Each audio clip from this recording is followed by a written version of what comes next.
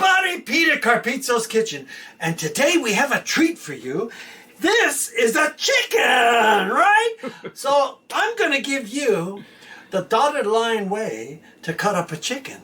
So stay with me, I'll take you step by step, and we will have a chicken cut up because later today I'm going to make air fried chicken.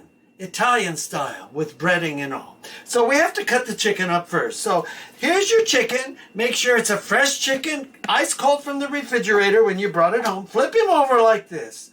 Flip him over. Get a nice sharp knife. You need a nice sharp knife.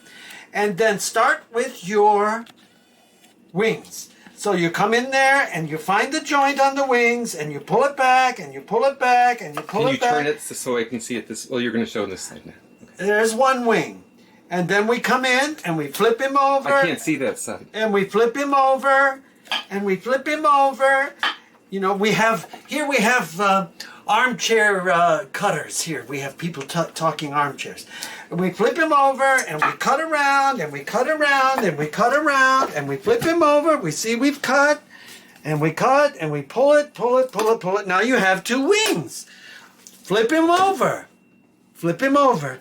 Cut right through here because there's the dotted line, and then just pull him back because there's your thigh bone just popped out, and you pull your knife around, and you pull your knife around, and pull it around, and now you have a leg and a thigh. Flip him around, you do the same thing on the other side. Score him, pull him, snap him, and then pull it and pull him around. Now you have two legs and thighs. Now set him up like this. Set him up on his little butt, but he don't have a butt anymore, right? Okay, so you set him up. Take your knife. Start at the top, holding him back. Don't cut yourself. Come straight down straight down through the bones, straight down. Pull him back. Pull him back so you have the back, which we're going to save and use to make broth with later on.